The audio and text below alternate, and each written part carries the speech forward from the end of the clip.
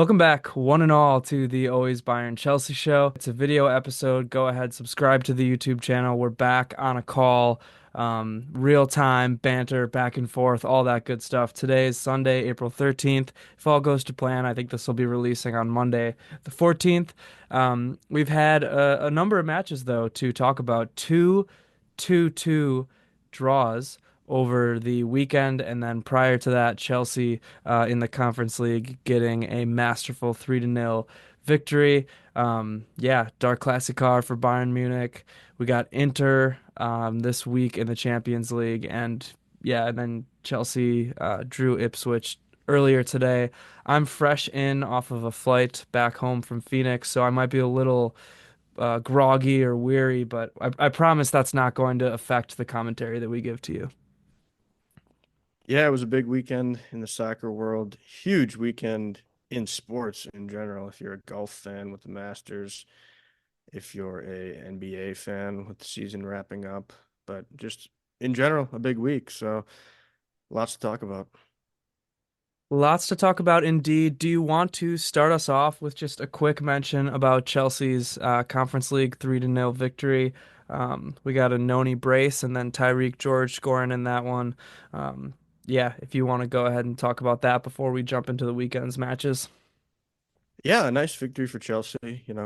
Thought it would have given them some nice momentum and positivity heading into the weekend, but Tyrique George scoring his first Chelsea goal, always a great thing off of Reece James, longer shot, then he puts it in off the rebound. So that was really cool to see. Got a lot of different guys some minutes in that one, which is always good. You're on the road in Warsaw, Poland in that leg one, and huge to come out of it with a 3-0 victory.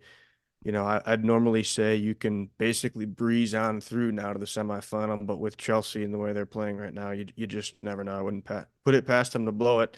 Um, but yeah, no, it was huge. Noni did score that brace, which was awesome. And the Conference League might be what we're just looking forward to now as Chelsea fans because the league is the league at this point. So we'll hang our hats on that for now. Yeah, I caught most of that match, if I'm remembering correctly. It was a disappointing first half. I'm not sure if it went into halftime 0-0, but I just remember being really disappointed um, in that first half, and then also impressed, I will say, with the Warsaw fans. All their pyro, their smoke, they were just loud the entire match. Got to be cool for them to have it seem like Chelsea Football Club coming to their stadium for that one. So, but yeah, as far as I remember, the second half, some subs were made, and Chelsea just looked a lot more electric in the attack. Yeah, first half, as you mentioned, not much, and then good for them to take care of business in the second half. Clearly the better team. And, that Warsaw team, Legia Warsaw, are like fifth in the Polish league, so you really shouldn't mess around with a team like that, even in a crazy atmosphere. Not much else to say. I think these Conference League games, I just try not to analyze too much because the competition is worse, a lot worse in some cases. And sometimes Maresca is rotating, so it's tough to really say. If anything, you can maybe take it as a reflection of how Maresca likes to do things. But yeah, ultimately, it's a nice leg one victory, so I'm certainly happy with that. Yeah, you take that back to the bridge. That's not a bad thing for Chelsea. Should we go ahead and start talking about their classic car, or do you have anything else you wanted to mention about that match? That seems like it was weeks ago at this point. Yeah, let's talk about Bayern because it actually was one of the best matches I've seen in terms of a Bayern match in total, whether you're looking at it from a neutral perspective or otherwise. You might be disappointed if you're a Bayern fan, but in terms of one half of football, that was arguably a ton of fun. So Yeah, another match that went into halftime 0-0 and was just an electric back and forth roller coaster of a match in the second half. Very open in the second half. Although I will say the first half was not without its spectacle. It wasn't without its chances, that's for sure. But yeah, why don't I start with this one? Obviously, we mentioned at the top it was a 2-2 draw. I'll run down the lineup the company threw out for this one. Um, Not a bad lineup given the options. Vincent Kompany's very, very limited at this point with the injuries that Bayern has with who he can even roll out there. But you had Jonas Erbig in between the sticks. Another not bad performance by Erbig, in my opinion. Um, it, you know, he has a lot to learn yet. He's still a young keeper. He certainly is not. I don't think he's communicating very well with the back line, but I think this ragtag, jumbled up back line that's just thrown together isn't really communicating well in general outside of Eric Dyer. Um, and I think Connie Limer's a pretty good communicator and a regular starter as well. But um, you know, I don't want to throw that all on Urbeg, but it's definitely clear that this team, this defense doesn't play the same, obviously, as they do when Neuer's out there. He just instills this level of confidence and bravery in the defense, in really the whole squad. But yeah, not bad on Urbig overall. I don't think the goals were necessarily his fault. Another match where I felt like he couldn't have done a lot more to save these goals, and there are a lot of characteristics about how he plays that I do like. So, again, it wasn't horrible from him, but he's still learning. He's still such a young keeper. And then, yeah, I mentioned Limer was there at right back. Not Limer's best match, not his worst match, I would say. The center backs, Eric Dyer and Kim Min Jae. Kim had a horrible mistake that we'll talk about that led directly to a goal. Thought he was having an all right match up until that point. But, I've been talking about this for weeks. The guy is so injured. I mean, he's just battling out there. And unfortunately, I think you know, his fitness physically as well as mentally is just leading to these dumb mistakes. So it is what it is there. You had Stanisic at left back. He was probably the best defender, I would say, of the day. You could have given that to Dyer, but Stanisic is just going to be solid back there. He's obviously more comfortable making runs into the offensive area of the pitch on the right hand side, but he does a good job filling in at the left back role. And then the midfield was Kimmich and Goretzka. Not a bad day from them either. I thought they were both pretty solid, especially with how much they've been playing. They were maybe a little bit tired, but overall solid. And then the attack was Michael Olise. Thought it was one of Olise's down matches, one of his probably worst matches of the year. But the guy's been dynamite almost all year, so that's not saying he was god awful or anything. Thomas Muller at the 10. It was the right move to give him the start. It definitely gave the team a jolt of energy, and I just thought he was the best player on the day for Bayern. Leroy Sané at the left wing and Harry Kane at the 9. Underwhelming day from both Sané and Kane. I think both of them are showing a lot of fatigue as well. Yeah, I thought it was a strong lineup for the most part. We were both happy to see Muller in there, especially in his last match with a Bayern kit against Dortmund. But if I take us back now, if you saw my TikTok or YouTube short to my three keys of the match, and you could say Bayern only accomplished one of those keys. And really it was your key that I you was had gonna sent say, me yeah. about Muller being the stud that he is. And then the other two, Elise playing consistent, didn't really happen. And then the back line being strong, which didn't really happen. So if you're only going to accomplish one out of three keys, you're not going to win the match because my keys are all that matters. And unfortunately for Bayern, that was the case. Yeah, I mean, I totally agree with you there. And, the thing about Mueller is obviously I talk about his characteristics that make him a good player and make him the right choice to start there. His creativity, his interpretation of space, his just perception of the entire pitch, his vision, his distribution, all that stuff. But the other thing about Mueller right now is, and this is in my opinion too, why it was such a big miss by company or whoever. I don't know if the board had their hand in this or what, but to not start him against Inter the other day, um, is that starting Mueller right now, the way he's going out on such a sour note and the way that his storied career at Bayern Munich is coming to an end, I think playing him just gives the entire team that bolt of electricity, just it jolts the entire team. And that's obviously why you have to play him right now. You have to just read the room, in my opinion, if you're company. He Mueller inspires the team. He inspires these guys. They're all gonna want to join together and play for him.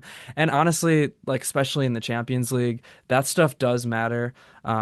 It just does. The Champions League, at this point in the Champions League, every team that's left is really good, and you're gonna need a little bit of luck. You're gonna need a little bit of magic, and that's just what Mueller is at this point.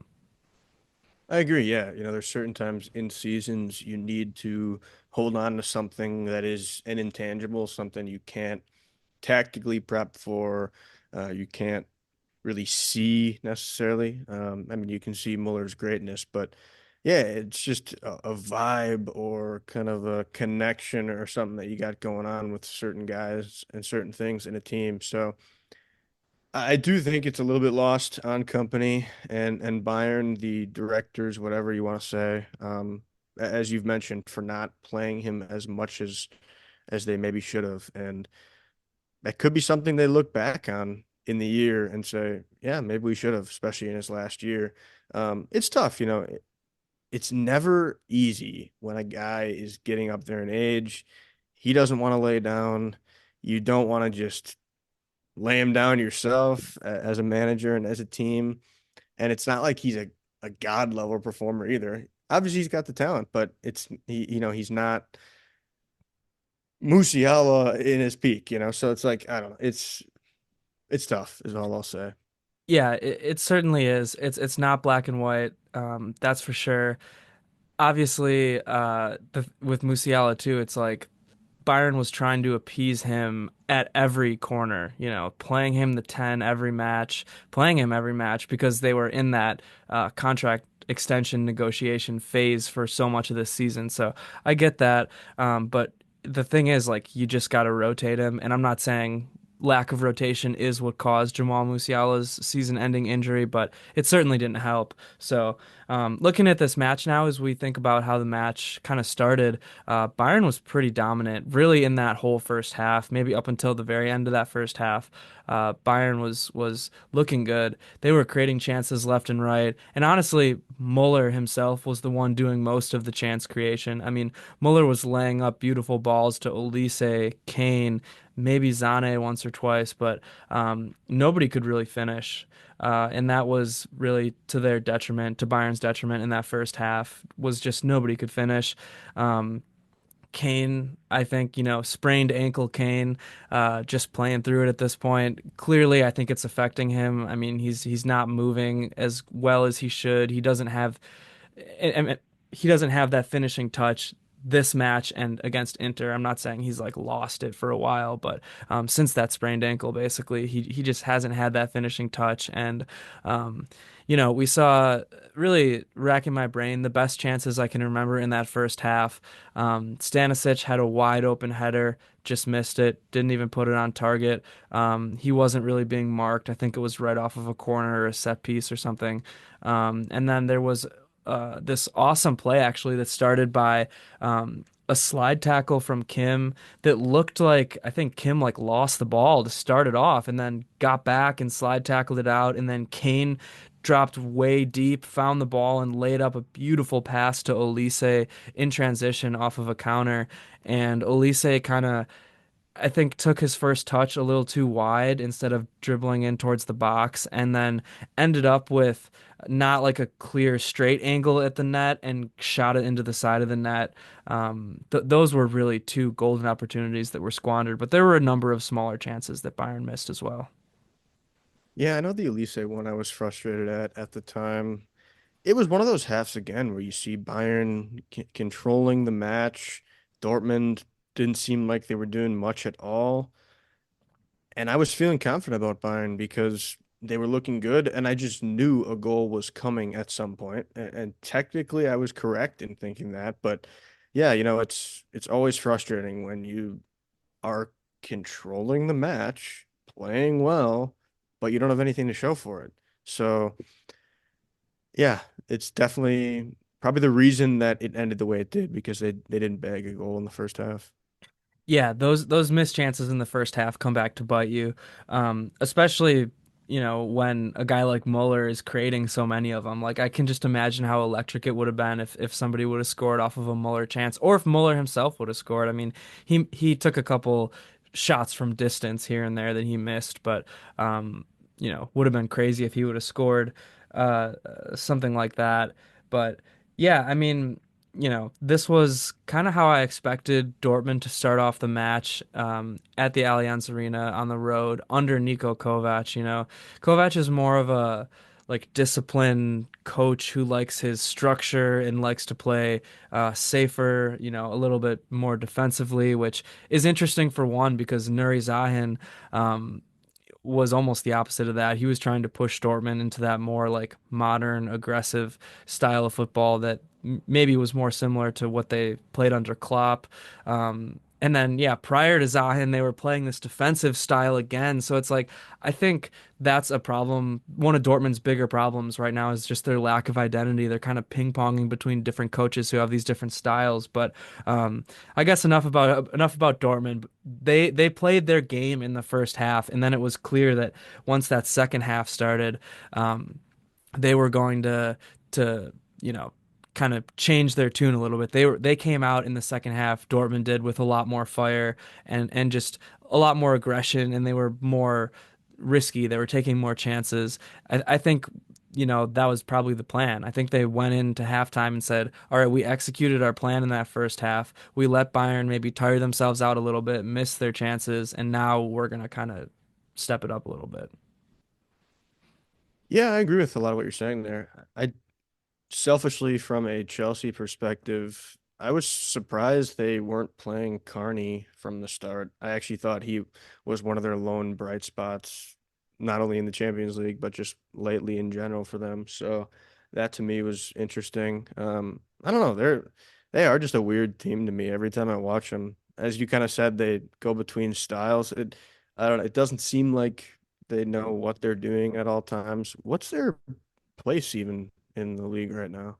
Eighth, I believe, but I'll have to check if that is the same after. Yep, that's the same after this match day. Yep. So they Yeah, they they just they're remind me still in of eighth. they remind me of AC Milan.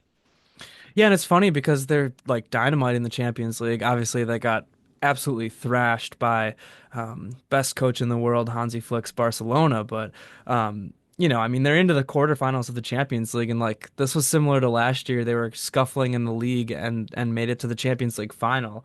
Um, so yeah, but I agree with you. Interesting lineup.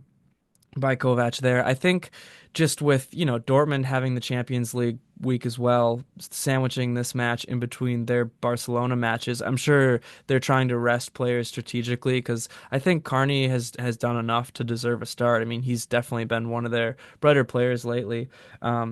And yeah, also starting Nicolas Zula, I thought was interesting. I wasn't expecting that one, but yeah, the dam finally broke in the 48th minute. Bayer scored that first goal for Dortmund off of the horrible mistake, which I mentioned by Kim, and I'm I'm uh I, I'm gonna say this with the caveat again that the guy's playing injured, and I respect his mentality for fighting through it, but this it looked like he couldn't jump, basically. A ball flies in, and Bayer gets this header, just jumps right over Kim. Kim positions himself poorly. He doesn't, and there's like a million things he could have done. He could have just went to clear it. He could have like bodied into Bayer. He could have just timed a jump correctly, but he did none of that and almost just watched the ball go over his head right into Bayer, who kind of heads it down in between Urbeg's legs there. And yeah, it's 1-0 at that point, and that was the lowest point of the match for me at least. Yeah, I was minutes out from the German beer hall at this point, watching on my phone as I'm strolling down the beautiful streets of Milwaukee. And as you said, it was like Kim either couldn't jump or I don't know. Sometimes guys get in those weird positionings where the guy behind him does just come in hot and he has more leverage. So I get that perspective of it, but just did seem like you got to do better. And ultimately, a nice goal for Dortmund, but so frustrating when you dominate that first half and then shortly in the second half give up that goal. Yeah, 100%. And that's why it was frustrating because it was almost like I was getting PTSD war flashbacks from the Inter match. Bayern controlled so much of that match, and then Inter, ends up scoring first and then coming away with the victory in that one at home. So I was thinking, oh man, is this going to be one of those matches? And I was of the opinion too, like going into halftime, that Bayern's for sure going to score. They're going to score multiple goals just because of how they were playing. I thought that they were um, going to score those goals, and it did happen, obviously. But after this roller coaster of events there, and yeah, it's kind of tough with Kim right now because, like I said, he just makes so many costly mistakes. I saw today that he this season has made 6 mistakes that have led to goals. And I mean, last year in the Champions League against Madrid, he was filling in for an injured Delict and had 2 mistakes that led to goals. One of them was a penalty when there were multiple players behind him, and the other one was just horrible positioning on Vinny, I believe, when Kroos slotted that pass through. And it's like there's so many mistakes that you can make where I have forgiveness for it, and I. I'm not saying I hope Bayern goes and sells him tomorrow, but I'm saying I do hope that Bayern gets another center back that can challenge for that starting role. Sorry, yeah, I was just checking this shot on 18 here from Rory. Looks like Anything he's good? probably going to win it. He's probably just going to win. He's up one, so it's unfortunate for all those that are sick in the head and like seeing guys lose and fail. But yeah, I would agree with getting somebody else for sure. I do think Kim will ultimately be fine. This injury stuff, you really can't judge until a lot of that is out of the picture. Simply what it is. When you have repeat injuries over and over, whether you're playing through them or not, it's just you're not 100%. So it's just tough in that way. Um, so yeah, I don't know. I'm maybe a little bit more positive on Kim, but at the same time, then I guess when you do make a lot of mistakes, there's no denying that. There's no denying it. And shortly after, Kim got yanked. I don't think it was because of that mistake. I think this was probably the plan all along, just because we have to deal with those injuries and we got Inter again. And I'm sure company's going to want to start Kim on Wednesday against Inter. But in the 54th minute, we saw Guerrero come on and Kim come off. And I believe what kind of happened then was Stanisic actually like slid into that center back role, and Guerrero kind of played that like aggressive left back position. And really, what this did was just make the lineup a lot more aggressive or a lot more offensive minded. So, hey, you can say that worked. You can definitely I say thought it was that the right move at the that time. worked. Yeah. Yeah. Yeah, and then in the 64th minute, we saw um, uh, Alexander Pavlovich and Serge Gnabry come on for Leroy Sané and Leon Goretzka. I thought these were good subs as well. I wasn't sure if they would affect the match or not. Turns out they did affect the match a lot, all these subs. Um, Interesting to see Pavlovich back. This is his first match back in the squad since, God, I don't even know, January maybe. Um, but yeah, he needs to like still work his way back to fitness. He doesn't seem like he's fit yet. He didn't seem like he was bad by any stretch of the imagination, I didn't think, but he just doesn't look like himself. And honestly, I don't know if he's gonna look like himself the rest of the season. Yeah, I'd agree. Not much from me to comment on him in this match. I think we've talked about it a lot, and have said the same things over and over. So it's one of those where you're probably just gonna again look to next year and see what you got at that point. I'm not concerned by any means. Yeah, agreed. But then we saw finally in the 65th minute, Bayern Munich got their first goal. The subs kind of doing some work here. Serge Gnabry, who looks like a new man now. I don't know what's gotten into this guy, but he looks so much more fit and just hungry and athletic than he has in a really long time. I mean, he's looked decent coming on as a sub lately, I've thought, but like this was even another step up from that. Closer to how we saw him in the beginning of the season when he was just lighting the world on fire. But yeah, we saw Serge Gnabry make a nice move there, and find Thomas Muller in the box, obviously in the right place at the right time, like Thomas Muller always is. And Thomas Muller unselfishly just slides the ball over to Rafa Guerrero. I mean, if you want to stick with the Masters theme, he puts it on a tee for Guerrero, who just swings away and buries the shot. So instant impact from the subs there, and Bayern is back. It's 1-1 at this point. Yeah, according to some, it's all about Gnabry's motivation from behind the scenes in the internet, just getting mad at him, and that's the only reason why he's more lean and fit now. So, credit to the internet for that. Certainly, there's no cockiness involved at all by the internet thinking that they are the gods of the soccer world. But yeah, credit to Vincent for the subs. Credit to Guerrero for a great shot. It was really beautiful, that goal, honestly, especially at the beer hall. Everybody goes nuts. They bring out the chants as they always do. And it seemed like Bayern, they finally break through. And from there, it was just going to be building and building and building and doing better. And we did actually see that happen then. Yeah, I mean Bayern was shot out of a cannon from there.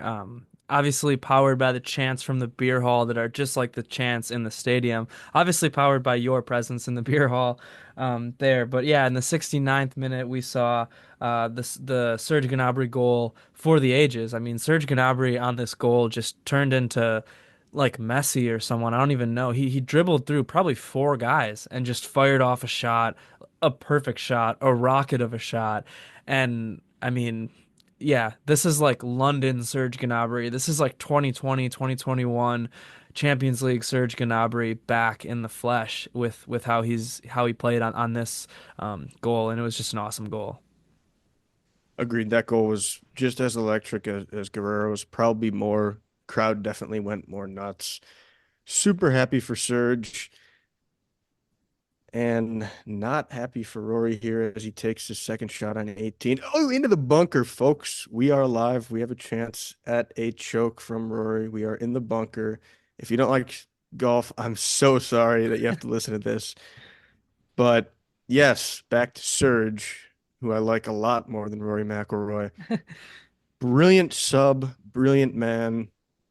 And yeah, just ultimately very happy, as I said, because in that moment too, it felt so big. It felt like Bayern won the league, basically being up 2-1 there. Maybe it's because I was caught up in the atmosphere, but the beer's flowing, and yeah, I probably did get caught up a little bit. No, I was gonna say that too. I thought, well, when he scored that goal, I thought that's game, and essentially that's league. Um, so I can only imagine what the atmosphere would have been like in the beer hall because man, I love that place. I love those guys down there. That's just so much fun. It's a great way to get acclimated to the sport and to become a fan as well. So if you're in Milwaukee, head down to the old German beer hall one of these days and catch a game and just embrace yourself. Embrace yourself? Embrace the community. Brace yourself by embracing the community, I guess, for that one. See if you can figure that one out. And then, unfortunately, the feeling did not last long because in the 75th minute, um, we got the second Dortmund goal and um, the equalizer. So yeah, we did see that goal from Anton there that was just created off this mass chaos happening from a corner, as you see sometimes off of corners. I don't know how it even got started, but eventually you saw Garassi bodying into Eric Dyer, trying a Ronaldo bicycle kick, and to be fair, Urbig made a really good save off of that shot because that was a nice shot by Guirassy there. But the ball bounces back out. Bayern's defense decides not to defend the second shot, and Anton gets that second goal for Dortmund right there, equalizes things. And really, after that, just chaos ensues. All the credit in the world to Grassi on that. When I kept looking back at the replay, it was insane how he was able to control his body and do so well in that moment. Oh, what a shot out of the sand from Rory. But yeah, Garassi really was special there in order to keep the play alive for his team. And yes, it was a mess. Bayern's got to do better to get the ball cleared for sure. It can be so chaotic when it gets tight like that. So I don't know. It's tough to like blame any one person. You can maybe blame effort a little bit, but sometimes you also have to tip your cap to the guys that score the goal. Yeah, I mean, there were probably about four guys that could have cleared that on Bayern there. So tough, definitely tough to blame one person. But yeah, like I said, though, the game from there just was chaotic. It was so open. It was so unorganized. Like you saw the start of the game, and um, Bayern was so organized in their control. And even Dortmund, who wasn't controlling the match, was so organized in their structure and their play. And it was just this buttoned up match. And then by the end of it, it was like, I don't know, shirts were off, metaphorically, I guess, if we're talking buttoned up. It was the opposite of that. Everything was going wild. I mean, either team could have probably scored two or three more goals after that. Um, I can't even remember who had all the chances. I know Olise had a couple more, and they didn't go well. Like I said, Olise was just poor on the day, unfortunately. I think he maybe is a little fatigued from all these matches, or maybe he's just a young player who lacks a vision a little bit, lacks chemistry with this new team a little bit. But I'm not going to bury the guy because he's been so good all year. And Zane and Kane were also super underwhelming, I thought, just on the day. Yeah, when was that Elise chance when he pretty much just had the keeper to beat and he went straight into his chest? I know we That, mentioned a chance in the first half that was side netting. yeah, the chance you're talking about was, like I said, was one of those chances at the end when the game was just so Yeah. open. Yeah, yeah. Yeah, I mean, that arguably was the best chance of the game, to Oh be yeah. honest. Um, Well, and of Stanny's course header, it's I think, was up there. fair. But But yeah, even so, then if you have the two best chances that both didn't go in, then it's even funnier. But yeah, if you're Elise, we talk about this so much, so maybe we should just put it to bed about wingers. Is there a good winger in the world? I mean, they're so inconsistent.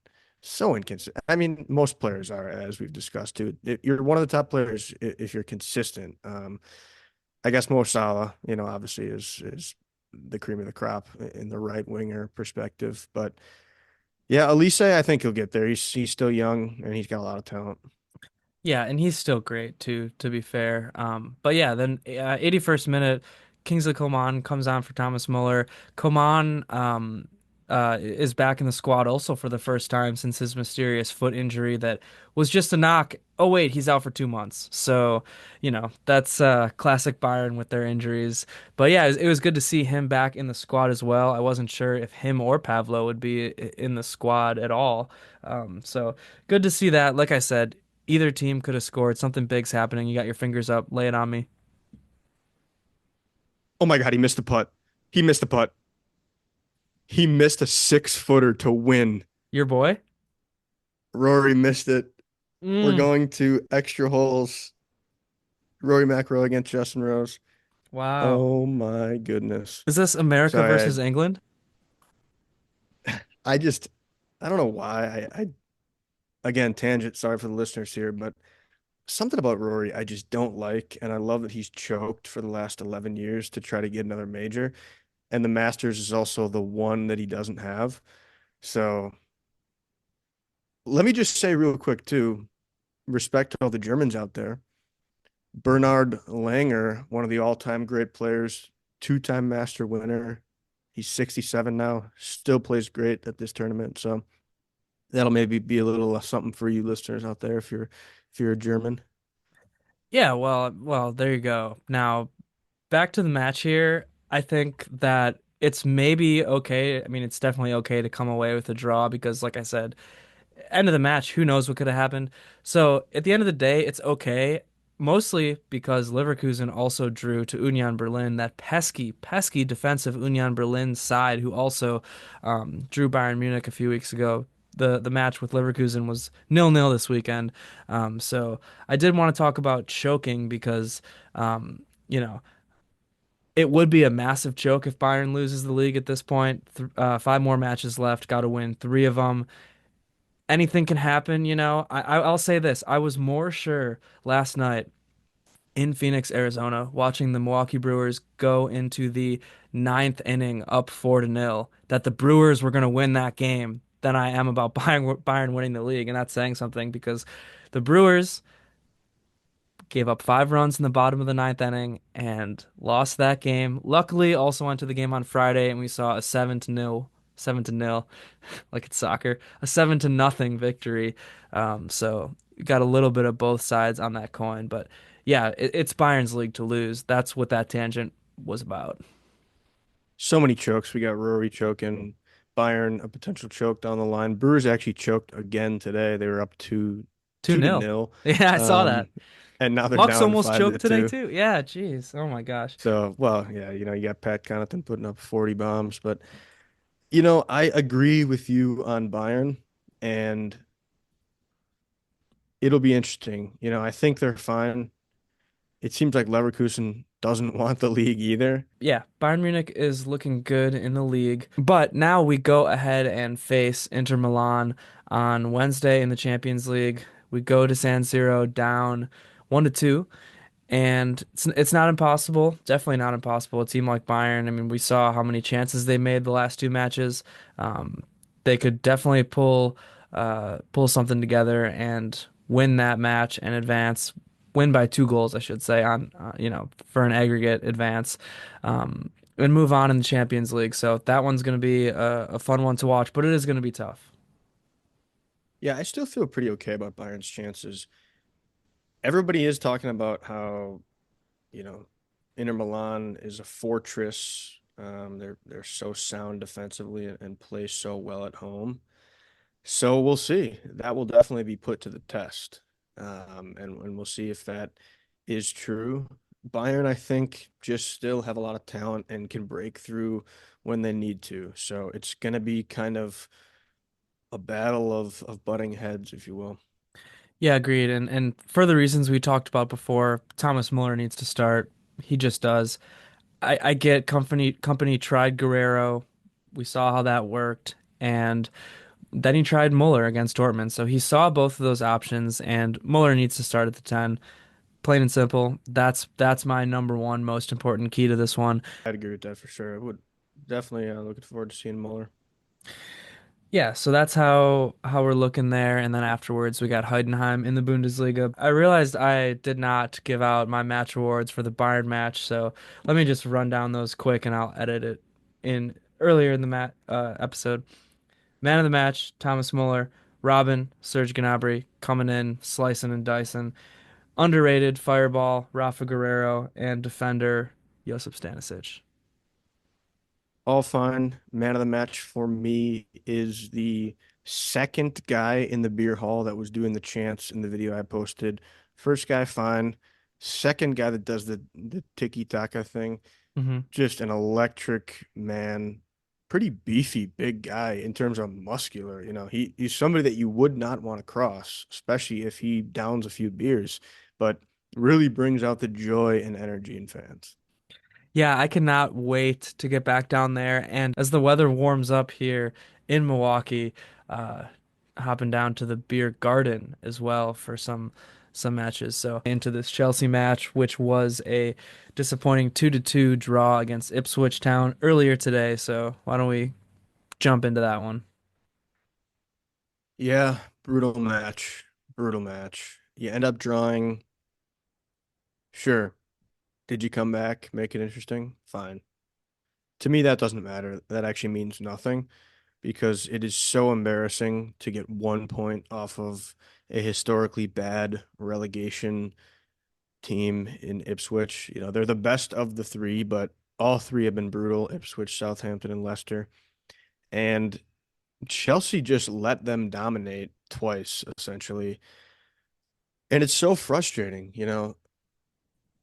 because there's so much that comes out of it too that just screams Chelsea are young and stupid and have zero balls, and Maresca doesn't have balls and doesn't know what to do. And it sounds like they're blaming the fans and the environment, and all this just screams. I don't know what it screams, but it's not good.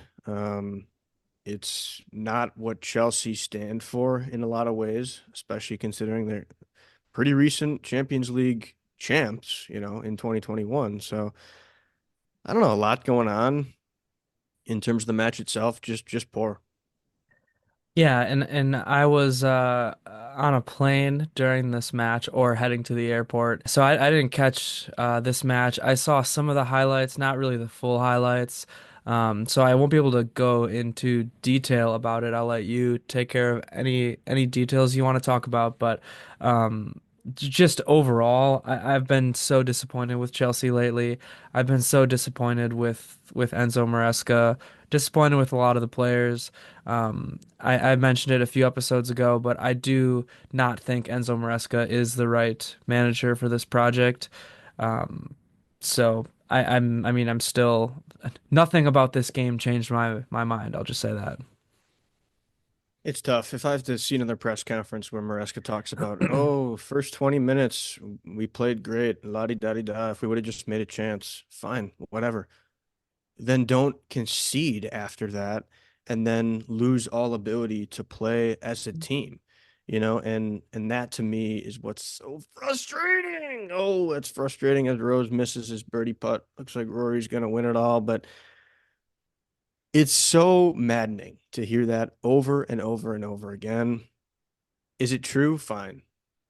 But none of the chances were that incredible either. He acts like they just dominate all these teams because they have more shots. No, none of your shots are even on target. So, like, what are we doing here? Yeah, it's almost the worst of both worlds with a lot of how I am interpreting what I've seen from Enzo Maresca and Chelsea lately. He's like a lot of times trying to be so possession based and passive, but if you are going to do that, you have to be so solid defensively that you're just not going to concede. And so I'm saying you get the worst of both worlds because you're playing without aggression or intensity, a lot of sideways, backwards passing.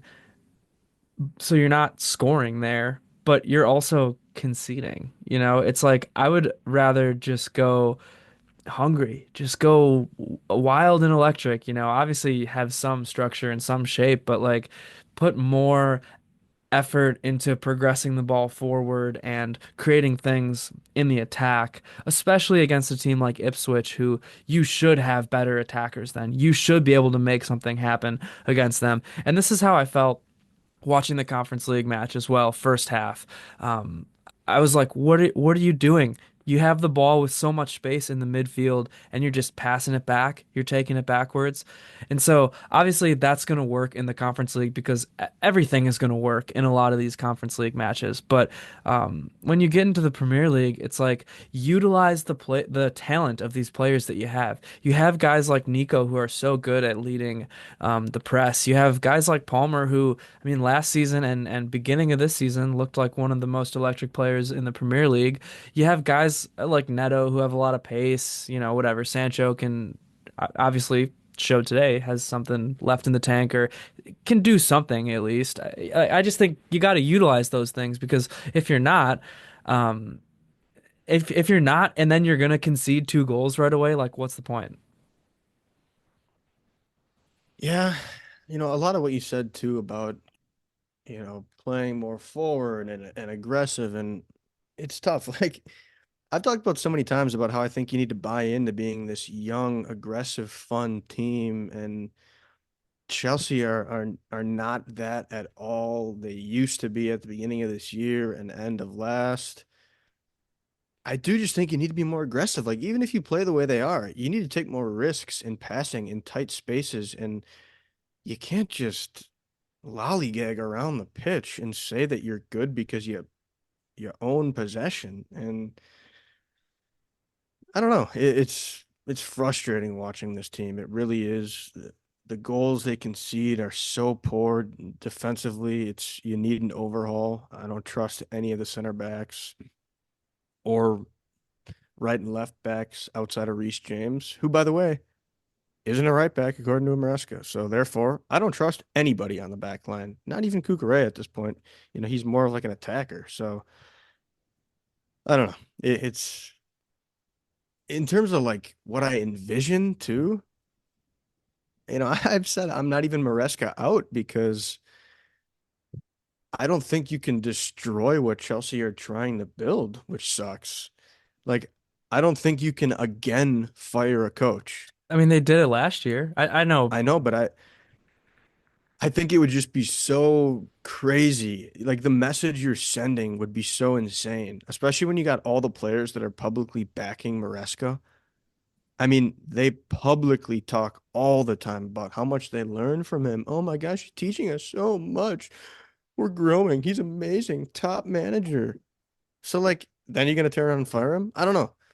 I don't think your opinion is bad. I just think optically and strategically, it would be such a kick in your own balls. Yeah, I mean, I don't think you're wrong. I think they need to essentially find another manager and have that manager like ready to go and bought in before sacking Maresca if they were to do that. I think that yeah, they I just think they need somebody with a different philosophy, with a different mentality, with a different play style, all of it. I don't think Enzo's anything about Enzo fits this Chelsea team or this Chelsea project right now. And I'm not saying, I hate the guy's guts. I texted you that earlier. I think maybe he could fit in somewhere else just fine. But I don't know. I don't think it's for this Chelsea team. I think they need to be playing differently against most competition, to be honest. Yeah, it's just, in my short too, after it's tough to find the words at this point. As I'm seeing Rory walk into the clubhouse in tears here, and it just makes me even more mad. But it's frustrating. It's just the word I'm gonna keep saying, and they basically need to win out is what needs to happen. And it's crazy. Like I was texting you about the EPL. Nobody wants Champions League except for, I guess, Newcastle, who's been playing well, and they still have a game in hand. They're essentially five up on us. But Chelsea, I think if they win out, they'd make it probably because then Forest would, I think, actually be out because we'd beat Forest in that scenario. I don't know. It's bleak. It's bleak. They could even go down worse, is the thing too. They play Fulham, who's like six back, so they could instantly be ahead of us if they beat us. Everton's been looking better. They drew Arsenal, didn't they, a couple weeks ago? And then or They Everton did. just beat They, somebody. they Oh, they beat did. Forest. They did draw Arsenal. Yeah. Yeah, and they just beat Forest this weekend. So none of these teams are walking the park, so it's gonna be mighty, mighty interesting. Yeah. I mean, I'm looking at the Premier League table. I'll pull it up again so I don't say something wrong here. But it's very similar to the Bundesliga in that where uh, teams who are playing for Europe, I'll say at least for the Premier League, we're talking third through seventh is separated by 3 points. I mean, that's one match. That's insane right now. Um, and then you got, yeah, I mean, Fulham is a little bit below Villa, but they have a game in hand. And Arsenal is obviously, Arsenal's 6 points ahead of Forest, and Liverpool is uh, running away, dancing around with the league title, basically. But yeah, I mean, there's a lot of stuff to play for, and that's the thing too. Like with with Bayern in the Bundesliga and any league ever at this point in the season, so many teams. I mean, you have teams that are fighting to not get relegated. You have teams that are fighting for European football, teams that are fighting for Champions League, teams that are fighting for league titles. So, like, almost everybody is in dire need of something. Almost everybody is playing for something at this point. So, this point of the season, too, like, people are being rested for Champions League, people are out injured. It's like, it's so unpredictable and, yeah, just like anything can happen in these like stretch matches here. I agree with what you're saying. I will say the only part that I slightly disagree with is it's against Chelsea in the fact that some of these teams aren't playing for anything, which does hurt Chelsea. Ipswich are playing for nothing, already relegated. Everton will be the same. They're not going to be relegated. Fulham are technically playing for Europe. Forest will be playing for Europe, Newcastle playing for Europe. Liverpool, depending on what happens the next few weeks, will either be playing for nothing as they've wrapped it up or potentially lifting the trophy at Stamford Bridge, which would really suck. But yeah, those are kind of the interesting things. Sorry, I also got sidetracked as I see a tweet from a guy that a Stockport County fan actually that says Clippers Bucks finals, which is an absurd take. You'd love that as a Kawhi and Bucks fan, but man, talk about from the clouds. All right, well, I gotta say, I don't want to like be ultra hipster here, but I predicted that finals like, and obviously it doesn't matter at all because this is not the same season, but I predicted that finals like 3 years in a row, like 5 or so years ago, like when Kawhi joined the Clippers. That was the final I was sure was gonna happen. I've never bet on sports in my life except for that one year. I bet that that was gonna be the finals. And it didn't I happen. mean, would be insane. I think they're both five seeds, but yeah, that's the thing about sports is whether it's NBA, EPL, Bundesliga, pickleball, it's kind of just a bunch of random stuff that comes together at times. Especially And that's what pickleball. makes it special. That is what makes it special. So trust me, I've been in some pickleball leagues. Things get dicey. So Yeah, well, do you have any closing thoughts on Chelsea here? Like I said, I didn't even catch the match, so I don't have much to say except I think there needs to be a lot of change at Chelsea Football Club. I would say, Conference League Thursday, you got to win that in terms of the whole thing. You got to win the whole thing because that might be your ticket to Europe if you keep falling in the league. And then my message to the fans, if you're listening, is, a lot of these Sunday matches, as the weather gets warmer here as well, it's a great time to slot in some pickleball on those mornings. That's a really good message to fans. Yeah, I think that will about do it for us here at Always Bayern Chelsea with this rip-roaring episode, video episode. Subscribe to the YouTube channel. We just got loads and loads of coverage coming. I mean, we got European football this week, Champions League quarterfinals, Conference League quarterfinals. It doesn't get a whole lot bigger than that on the grand stage of things. When you couple that with these league titles and just leagues coming to a close here, it does not get better. So stick with us, subscribe, um, and that might do it for me. Over and out. Did you hit Mia San Mia there? Or? Oh, I was gonna hit a Mia San Mia. I didn't know if you had anything else to say, but I'll hit it with Oh, the okay. final closing Mia San Mia. Fair enough. Up the Chelsea.